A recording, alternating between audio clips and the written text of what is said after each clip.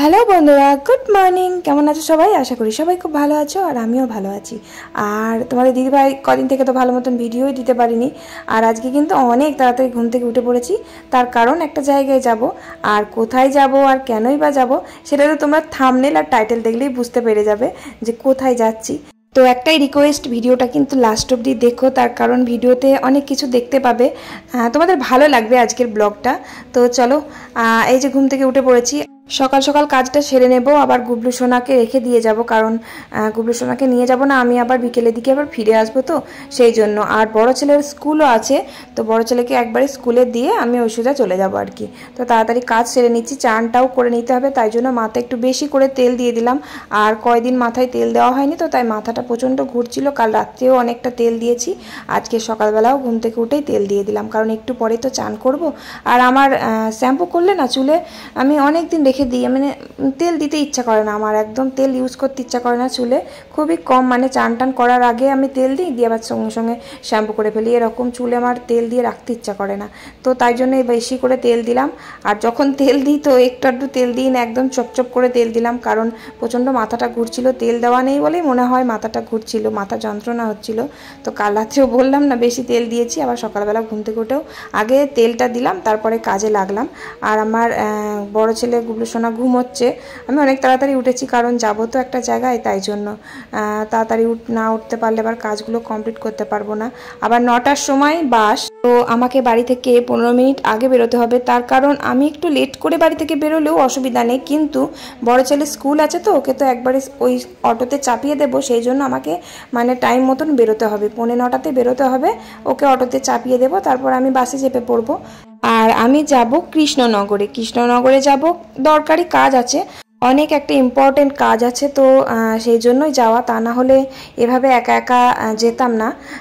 আর আমার গুবলু সোনাকে রেখে দিয়ে যাব, আবার তাড়াতাড়ি আমাকে ফিরতে হবে। আর গুবলু সোনাকে নিয়ে চিন্তা করার কিছু নেই, কারণ আমার ননদ আছে, ও খাইয়ে দেবে, চান টান করিয়ে দেবে, ওর মেয়ে আছে, তো ওর কাছে থাকতে খুব পছন্দ করে, তাই জন্য ওর সাথে খেলা করে। বাড়িতে এমনিতেও যখন থাকে, ও তো প্রত্যেক দিন আসে সকালবেলা, ওর সাথেই কিন্তু বেশিরভাগ টাইমটা খেলা করে। তো তবুও আমার একটু মনটা খারাপ করবে, সারাদিন ছেলেটাকে দেখতে পাবো না, কারণ সেবার যখন বাপের বাড়ি গেছিলাম, তখন ওই দুপুরবেলা না ও তখন মা মা করছিল আর কি, মানে সারাক্ষণ ধরো মাকে দেখতে পায়নি। এবার রান্নাঘরেও তো দেখতে পায়, রান্না করি, কোলে চাপুক বা না চাপুক। আর এখন আবার কয়দিন থেকে দেখছি বাবার কাছে কোনোভাবেই যেতে চাইছে না, শুধু মানে মা, মানে আমার কাছে বেশি আসতে চাইছে, আমার কাছে থাকলে আর বাবার কাছে কিছুতেই যেতে চাইছে না। মানে আমার ন্যাওটা হয়ে গেছে মনে হয়, বাবার ন্যাওটা ছিল, এখন আবার আমার ন্যাওটা হয়ে গেছে। তো যাই হোক, তাই জন্য আমার মনটা কেমন করছে। এবার ওকে নিয়ে গেলে অসুবিধা আছে, দরকারি কাজ আছে, ছোট ছেলে নিয়ে গিয়ে অসুবিধা, আবার দিনের দিন চলে আসবো, থাকার জায়গা নেই।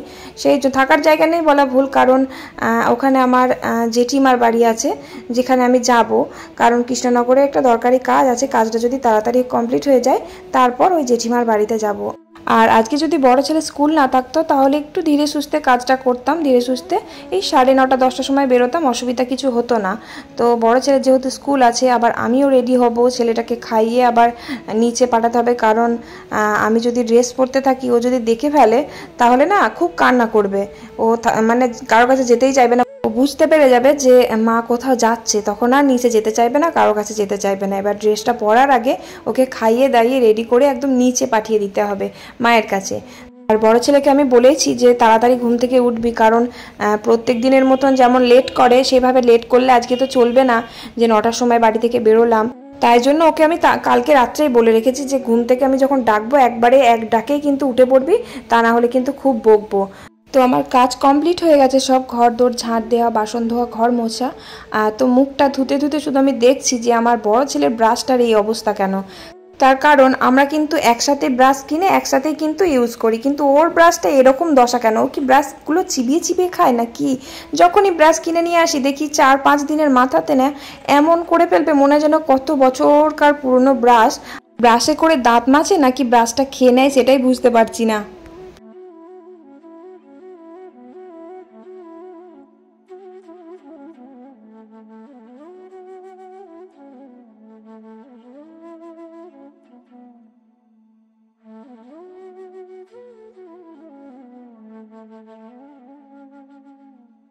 তো তারপর মুখ টুক ধুয়ে আমি একবারে চান করে নিলাম আর বড় ছেলেকে ঘুম থেকে ডেকে দিয়েছি, কিন্তু খুব রেগে যাচ্ছে, এত তাড়াতাড়ি ঘুম থেকে আমাকে কেন ডাকলে। আরে বাবা, আমি বারবার বোঝাচ্ছি যে আমি তো একটা জায়গায় বেরোবো, এবার ওকে তো খাবার দাবার দিয়ে রেডি করি, আমাকে তো রেডি হতে হবে না। তো তার জন্য আমি বলছি তুই তাহলে রেডি হয়ে নিবি তাড়াতাড়ি, আমি রেডি হয়ে একসাথে দুজনা বেরিয়ে যাব, তোকে অটোয় চাপিয়ে দেবো, আমি ওই সোজা বাসে করে চেপে চলে যাব। তো ওর বাবা আবার বাড়িতেই আছে আজকে, কিন্তু কাজ আছে, কারণ 2-4 দিন দোকান বন্ধ ছিল, কাজের প্রচুর চাপ ছিল, কাজ এসেছে কিন্তু কাজগুলো করতে পারেনি, সেই জন্য ওর বাবা বললো তুমি যখন যাচ্ছই তাহলে অটো করে ওকে চাপিয়ে দিও, আমি আর যাব না, আরও তুমি ওই সোজা বাসে চেপে পড়বা। তারপর গুবলু সোনাকেও ঘুম থেকে তুলিয়েছি, আর ওই যে বড় ছেলেকে ভাত টিফিন সব রেডি করে দিয়ে দিয়েছি, ও খাচ্ছে। আর ভাবলাম আমি তো এই বেরিয়ে যাব, তারপরে আবার গুবলু সোনাকে যদি আমি সকালবেলা এখন একটু দুধ খাওয়াই, তাহলে আমার ননদ তো বাড়ি থেকে আসতে 10টা 10:30 বেজে যায়, তাহলে ও এসে তারপরে তো ভাতটা খাওয়াবে, তাহলে 10:30 অবধি যদি ছেলেটা থাকতে না পারে, তাই জন্য সকালবেলা দুধটা না খাইয়ে আমি আলু সিদ্ধ ভাত একটু ঘি দিয়ে মেখে খাইয়ে দিলাম। বড় ছেলের তো ভাত করেছিলাম, তো আমার গুবলু সোনারও ভাত করেছি, একবারে 2 ভাই খেলো, খেয়ে স্কুলে পাঠিয়ে দিয়েছি। তারপর আমার বরমশাই বললো আমি বসেই আছি, তাহলে চলো তোমাদেরকে দিয়ে আসি। তো আমার বর কিন্তু বড় ছেলেকে স্কুলে দিতে যায়নি, ও অটোতে চাপিয়ে দিয়েছে আর আমাকে স্ট্যান্ডে নামিয়ে দিয়ে গেল, বাস স্ট্যান্ডে। বাস স্ট্যান্ড তো না, মানে একটা মোড়, মানে ওই নবদ্বীপ মোড়ে আমাদের এখানে বাস টাস দাঁড়ায় আর কি, এখানে বাস স্ট্যান্ড নেই, বাস স্ট্যান্ড কানলাতে আছে। আর এত রোদ ছিল, এত গরম ছিল, অনেকক্ষণ পর বাস এলো। বাসে ওঠার পর একটা সাবস্ক্রাইবারের সাথে দেখা হয়েছিল, তো ওই যে পাশের যে সিটগুলো আছে না, ওখানে বসেছিল। তারপর আমার পাশে একজন বসেছিল, উনি নেমে যাওয়ার পর ওই যে উনি আমার পাশে এসে বসে বলছে আমি তো আপনার ভিডিও দেখি, আপনার ভিডিও আমার খুব ভালো লাগে, মানে অনেক কথাই বলছে যে আমার ভিডিও দেখে, বম্বে থাকে তো কালকে আর কি দেশের বাড়িতে এসেছে, তো অনেক কথাই বলছে আর প্রচুর মানে বলছে আমি এক্সাইটেড হয়ে গেছি, একদম দেখে বিশ্বাস করতে পারছি না, অনেক কথাই বললো। তো খুব ভালো লাগলো আমাকে, আমার ভিডিও দেখে, আমাকে এত ভালোবাসে, আমার ভীষণ ভীষণ ভালো লেগেছে। তো নামটা আমি নিতে চাই, নাম হলো সাকিনা। তো সাকিনা, আমার ভিডিও তুমি দেখো, তো অনেক অনেক ধন্যবাদ তোমাকে, থ্যাংক ইউ সো মাচ, মানে ধন্যবাদ জানালেও কম হয়ে যাবে, এতটাই ভালো লাগলো আমার তোমার সাথে দেখা করে। আর আমি কৃষ্ণনগরে যাচ্ছি, তার কারণ আমার দাদাও আসছে। এই যে আমার দাদা, আমি কৃষ্ণনগরে নামার পর আমাদের এটা হচ্ছে রেজিস্ট্রি অফিস, আমরা রেজিস্ট্রি অফিসে যাচ্ছি। আমাদের যে জায়গাটা আছে না, ওই জায়গার 2টো দোকান আর কি বিক্রি হচ্ছে, তো সই টই লাগবে, সেই জন্য আর কি আমার এখানে আসা, একটা দরকারি কাজ। তো আমার দাদা অনেকক্ষণ আগে এসেছে, বারবার ফোন করেই যাচ্ছে যে তুই কখন আসবি, আর আমার একটু লেটও হয়ে গেছিলো, মানে আর একটু তার আগে আসলে ভালো হতো। আমি বুঝতে পারিনি, আমি ভেবেছি কারণ অনেক দেরি হয় এসব কাজ করতে, তাহলে একটু লেট করেই যাব, তাহলে একটু তাড়াতাড়ি আমি বেরিয়ে পড়তাম। আর খুব বেশি দেরি করিনি, কারণ 9টার সময় বাস ছিল, 9টা 5-10 হবে হয়তো, তখন আমি বাসে উঠেছি। ওই 1.5 ঘন্টা মতন সময় লাগলো এখানে আসতে, তো 1.5 ঘন্টাও লাগেনি হয়তো। তারপরে আবার বাস থেকে মানে যেখানে নামার কথা সেখানে না নেমে একটা অন্য জায়গায় নেমে পড়েছিলাম, তো সেখান থেকে আবার হেঁটে হেঁটে আর কি খুঁজে খুঁজে আসতে হলো। এইসব মানে কৃষ্ণনগর জায়গাটা তো অনেক বছর আগে এসেছি না, তাই জন্য কেমন একটা অচেনা অচেনা লাগছে, মানে এই জায়গাগুলো সব ভুলে গেছি। আগে ছোটোবেলায় কত এসেছি, ছোটোবেলায়, তারপরে বিয়ের আগে কতবার এসেছি কৃষ্ণনগরে মাকে নিয়ে, তারপরে অনেকবার এসেছি, ডাক্তার দেখাতে এসেছি, কেনাকাটা করতে এসেছি, অনেকবার এসেছি, কিন্তু জায়গাগুলো খুব ভালোভাবে চেনা ছিল, এখন যেন সব ভুলে গেছি।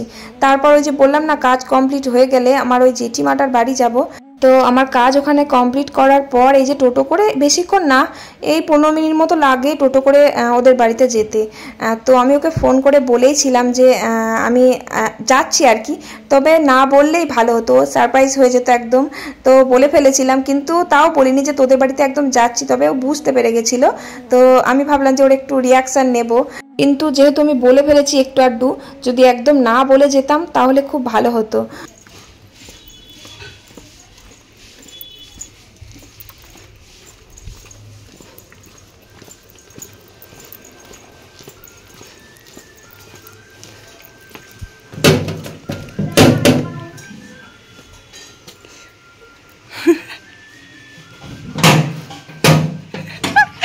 বিশ্বাস হলো?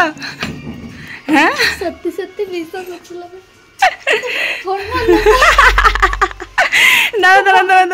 একদম পুরো সারপ্রাইজ হয়ে যেতি, ফোন না করলেই ভালো করতাম, পুরো ঘেমে চান রে, তাহলে চালা মরে গেলাম। একবারই এসছি, হ্যাঁ, তুই যাবি না আমার বাড়ি, জীবনেও যাবি না, তোর বাড়িতে এলাম তো সৌভাগ্য। এই হলো আমার বোন, প্রিয় বোন। তবু ভুলেই গেছে দিদিকে। তুই তো ভুলে গেছিস। কানে হেডফোন গুঁজে গান শুনছি। তো এই হলো আমার ছোট বোন, বড় আদরের ছোট বোন। সত্যি করে আমরা এতটাই পর হয়ে যাচ্ছি আস্তে আস্তে, মানে না ও ফোন করে না আমি ফোন করি, মানে আমিও ব্যস্ততার মধ্যে ফোন করতে পারি না, ও ব্যস্ততার মধ্যে ফোন করতে পারে না। তবে আমাদের মধ্যে প্রচুর ভালোবাসা আছে সত্যি করে। ওকেও আমি যেমন খুব ভালোবাসি, ও আমাকে ভীষণ ভালোবাসে।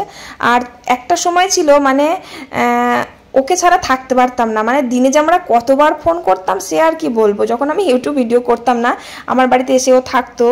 আর এটা হচ্ছে কোন বোন জানো তো, আমি বাপের বাড়িতে গিয়ে যে ঠাম্মাটা আমাকে ভাত বেড়ে দিয়েছিল ওই ঠাম্মাটার নাতনি এটা, মানে আমার ঠাম্মার দিদি হয় ওটা। তো আমাদের পাশাপাশি বাড়ি, দেখলে তো একদম পুরো অ্যাটাচ, একদম একই দেওয়াল, সবই একই বাড়ি ছিল। তো ওর বাবাও কিন্তু বেঁচে নেই, ওইটা আমার জেঠিমা, ওর বাবাও ক্যান্সারে মারা গেছে, অনেক বছর হয়ে গেল। তো ওরা কিন্তু ওখানেই থাকতো। তারপরে তো ওর বাবা মারা যাওয়ার পর ওরা এই কৃষ্ণনগরে বাড়ি কেনার পর এখানেই থাকে। এখানে ওর ছোট মাসির বাড়ি আছে, তো কাছাকাছিতেই একদম এপাড়া ওপাড়া এখানেই ওরা থাকে। আমি কিন্তু এর আগে গুবলু সোনা হওয়ার আগে একবার এসেছিলাম, তো অনেক বছর হয়ে গেল, 3-4 বছর হয়ে গেল। না 3-4 বছর হয়নি, ভুল বললাম, আমার গুবলু সোনা হওয়ার কিছু মাস আগে এসেছিলাম। তো হয়তো 2 বছর হয়েছে। তো আমি আমার বোনের নামটা বলি, আমার বোনের নাম হচ্ছে অহেলি। তো আমি জানি আমার এই বোন আমার সব ভিডিও দেখুক না দেখুক, এই ভিডিওটা মন দিয়ে দেখবে। তো অহেলিকে আমি একটা কথাই বলতে চাই যে তোর কি একটু মন খারাপ করে না দিদির জন্য, যে না দিদি এতবার করে রিকোয়েস্ট করে তাহলে দিদির বাড়িতে যায়, তো জামাইবাবু এত ভালোবাসে। আমি কিন্তু ভিডিওতে সবার সামনেই বললাম আমার কিন্তু তোর জন্য প্রচুর মন খারাপ করে। আমি কিন্তু আজ পর্যন্ত ভিডিওতে এই বোনের কথা কখনো বলিনি, অভিমানে, ওর প্রতি আমার এত অভিমান জমেছিল বলে বোঝাতে পারবো না। আজকেও ভেবেছিলাম যে আমি ওর বাড়িতে যাব না, শুধুমাত্র ওর প্রতি আমার এত অভিমান জমেছিল, এত রাগ হয়েছিল যে এত ভালোবাসি তবুও আসে না। খুব ভালোবাসি, খুব সত্যি করে, কিন্তু বোঝাতে পারবো না। সেই ভালোবাসাটা জানো না রাগে অভিমানে চাপা পড়ে গেছিল।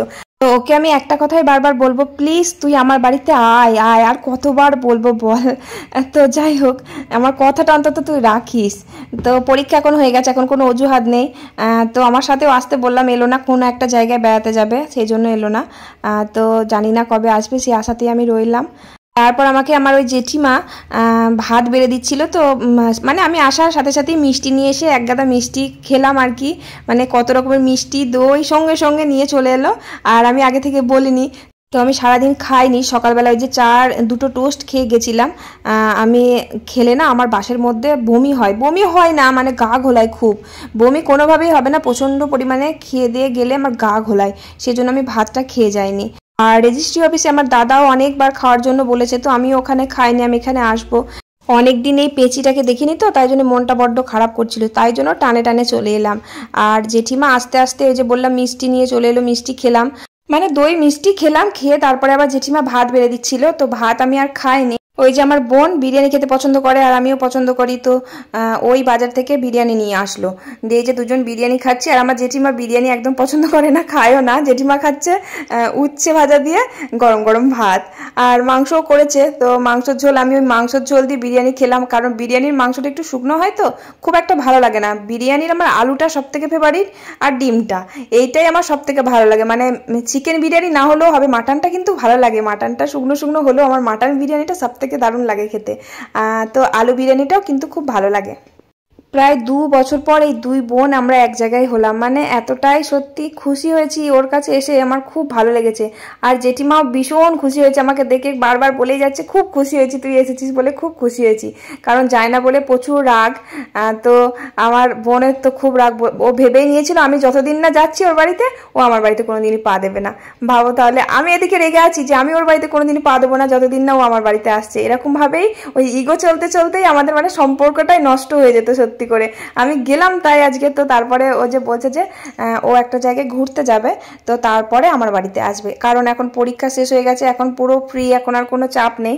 তো তারপর খাওয়া দাওয়া করলাম, দিয়ে আমাকে বলছে চ তোকে মেকআপ করে দিই। ও না মেকআপ আর্টিস্ট জানো তো, ও খুব ভালো মেকআপ করতে পারে। ও বিউটি পার্লারের কাজ শিখতো, এখন আর পড়াশোনার চাপে শেখাতে পারে না, তারপর টিউশনি পড়ায়। তো ভালো সুন্দর মেকআপ করতে পারে। আর আমি বাবা অত মেকআপ টেকআপ করতেও পারি না, আর মেকআপ আমার অত মানে ভারী ভারী হেভি হেভি মেকআপগুলোও কিন্তু নেই।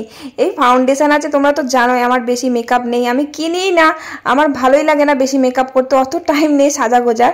ওই জাস্ট একটু মুখে ফাউন্ডেশন দিই, একটু টিপ পরি, একটু লিপস্টিক, আইলাইনার, কাজল, ব্যাস। এটা তো মাস্ট, এটা তো মেয়েরা করে, কিন্তু ওই যে একটার পর একটা গালের মধ্যে মেকআপ আসে, তারপরে কি হাইলাইটার, তারপরে অনেক কিছু মাস্কারা, তারপরে চোখের ওপর কি আইশ্যাডো, এইসব জিনিসগুলো আমি ইউজ করি না। আইশ্যাডো তোমার নেই, আমি একদম ইউজ করি না, তবে করতাম একটা সময় ছিল, এইসব সাজগোজগুলো আমার ছিল, তখন কাজের চাপ কম ছিল, বসে বসে আয়নার সামনে বসে বসে শুধু সাজুগুজুই করতাম। মানে এমনটা সাজতে ভালোবাসতাম যে আমার বর বলতো যে রাত্রেবেলা আবার কে সাজে, কেন বলো তো, রাত্রেবেলা মুখ টুক ধুতাম, ফেস ওয়াশ দিয়ে মুখ ধুয়ে না রাত্রেবেলা বসে বসে সাজতাম, মেকআপ করতাম, দিয়ে তারপরে ঘুমাতাম। তো এইসব মেকআপ টেকআপ এখন আমার দ্বারা আর হয় না, আমার আর ভালো লাগে না সব মেকআপ টেকআপ করতে, অত টাইম নেই মেকআপ বসে বসে করার। ঠিক আছে তো,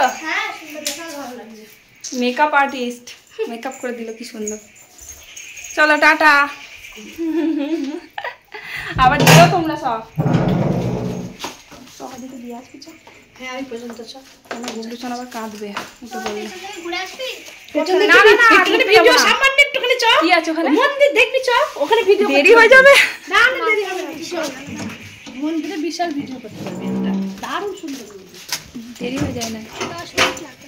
কি মন্দির আছে, কিসের মন্দির, বজরংবলী মন্দির, তাই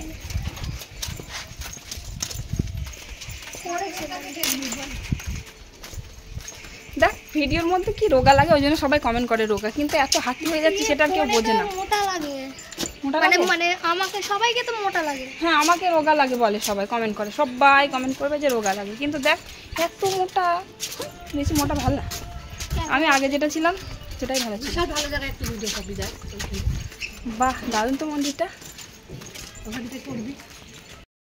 এখানে জেঠিমার বাড়িতে খাওয়া দাওয়া করতে করতে, মানে জেঠিমার বাড়িতে আমি এসেছি একটা সময়, একটা না 1:30টার সময় ঢুকেছি, তো পুরো প্রায় 3টে বেজে গেছে, কারণ গল্প করতে, ওই যে গল্পে মানে কোথায় যে মানুষ চলে যায় তার ঠিক নেই, কথা বলতে বলতে অনেকটাই দেরি হয়ে গেছিলো। তারপরে আমার বোন বাজারে গেছিলো বিরিয়ানি আনতে, তো ওখানে একটু লেট হয়ে গেছিলো, তো সেই জন্য অনেক দেরি হয়ে গেল, তাই জন্য তাড়াতাড়ি করছি যাতে তাড়াতাড়ি আমি বাড়িটা পৌঁছতে পারি, কারণ সারাক্ষণ সকাল থেকে আমার গুবলুসন আমাকে দেখতে পায়নি, এই বিকেল টাইমটা যদি একবার কান্না করে যে মায়ের কাছে যাব, সেই জন্য আমি তাড়াতাড়ি যাওয়ার চেষ্টা করছি। তো তারপরে জেঠিমা বললো যে এই বাড়ির পিছনে একটা খুব সুন্দর মন্দির আছে, চল দেখিয়ে নিয়ে আসি। এই যে মন্দিরটা, এই মন্দিরটা আমি কোনোদিনও আসিনি, কারণ এর আগে যখন জেঠিমাদের বাড়িতে এসেছিলাম তখন কিন্তু এই মন্দিরে আসা হয়নি, তখন ছিলাম অনেক কদিনই ছিলাম, কিন্তু বাড়ি থেকে বেরোয়নি, তখন শীতকাল ছিল, শীতে যেন কোথাও বেরোতে ইচ্ছা করতো না।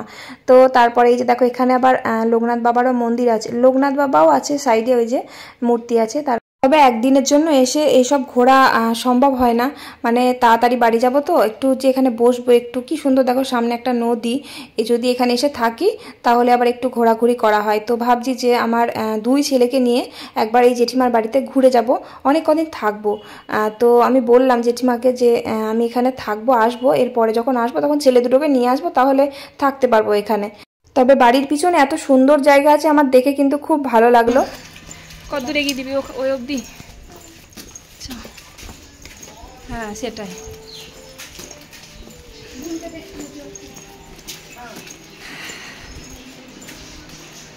চ আবার দেখা হবে পরে। তারপর ও আমাকে দিয়ে গেল মেন রোড অবধি, তো আমি হেঁটে হেঁটেই একদম বাস স্ট্যান্ডে এসেছি, আর টোটো করিনি, ওখান থেকে বেশিক্ষণ না, ওই 10 মিনিট মতো লাগবে। তো হেঁটে হেঁটে আমি এলাম বাস স্ট্যান্ডে, বাস স্ট্যান্ড থেকে বাসে উঠলাম, আর বাস পেলাম না কালনা যাবার অবধি, কারণ সব সময় ওখানে ডাইরেক্ট আসার বাস থাকে না, ওই কাটা বাসগুলো থাকে, নবদ্বীপে আমাকে নামিয়ে দেবে, তারপরে আবার আমাকে ওখান থেকে বাস করতে হবে। তো বাস কৃষ্ণনগর থেকে বাস পেয়েছি নবদ্বীপ অবধি। তো নবদ্বীপ বাস স্ট্যান্ডের ভিতরেই যাচ্ছিলো, আমি আর ভিতরে গিয়ে কি করব, বাস তো এখানে আসবে, সেই জন্য ওখানে ফালতু অনেকটা টাইম বসে থাকার থেকে আমি ভাবলাম যে এখানেই নেমে পড়ি রেল গেটের কাছে। তো ওখানে রেল গেট পার হয়ে এইদিকে এসে দাঁড়িয়ে আছি একটা মিষ্টির দোকানের কাছে। তবে অনেকক্ষণ ওয়েট করতে হয়েছে, প্রচুর গরম করছিল, শুধু আমি ঘেমেই যাচ্ছি, আর আমি প্রচণ্ড পরিমাণে ঘামি, আমার এত কেন ঘাম হয় আমি জানি না, আমার খুব গরমে ঘাম হয়। তারপরে আমার বোন যে কষ্ট করে মেকআপ করে দিয়েছে, সেসব মেকআপ একদম ঘামে ধুয়ে পুছে গেছে, একদম সব রুমালে উঠে গেছে। তো মেকআপ করে কোনো লাভ হলো না, যা ঘামে আমি। তো তারপরে এই যে দেখো বাস পেলাম, অনেকক্ষণ পর বাস এলো, দিয়ে যে বাসে উঠেছি। আর প্রত্যেকটা সিটে মানে সিটগুলো সব ফাঁকা, প্রত্যেকটা সিটে সব জানলার সিটেই সবাই বসে আছে। আর আমি তো জানলার সিট ছাড়া বসতেই পারি না, তার কারণ গা ঘোলায়। বমি হয় না, কিন্তু আমি আগেই বলেছি আমার বাসে আজ পর্যন্ত কোনোদিনও বমি হয়নি, কিন্তু গাটা প্রচণ্ড ঘোলায়। আর যখন বাপের বাড়ি গেছিলাম আসার পথে ভিডিও করতে পারিনি, তখন ওখান থেকে খেয়ে এসে মানে প্রচুর গ্যাস হয়ে গেছিলো, গ্যাস অম্বল হয়ে গেছিলো। তারপরে প্রচুর প্রচুর শরীর খারাপ করছিল, মানে আমি যে মাথা ঘুরে পড়ে যাইনি আমার সৌভাগ্য। প্রচুর শরীর খারাপ করছিল, বাসের মধ্যে ভিড় ছিল, সেই কারণে ভিডিওটা করতে পারিনি। আর ওই যে জেঠিমার বাড়িতে যাওয়ার সঙ্গে সঙ্গে আমি একটা গ্যাসের ট্যাবলেট খেয়ে নিয়েছিলাম। তারপরে বিরিয়ানিটা অল্পই খেয়েছি, কারণ বেশি খেলে যদি আবার শরীর খারাপ করে। তারপর সারাদিন খাওয়া নেই, তারপরে খিদে পেটে একদম বিরিয়ানি খেয়েছি, রিচ খাবার, সেই জন্য আমি অল্পই খেয়েছি যাতে শরীরটা খারাপ না করে। আর তারপর ওই যে গ্যাসের ট্যাবলেট আগে খেয়ে নিয়েছিলাম, তাই জন্য আমার কোনো অসুবিধা হয়নি। আর সকালবেলা তো খালি পেটেই গিয়েছিলাম, সকালবেলাও বাসেতে আমার গা ঘোলায়নি, শরীর একদম পুরো ঠিক ছিল।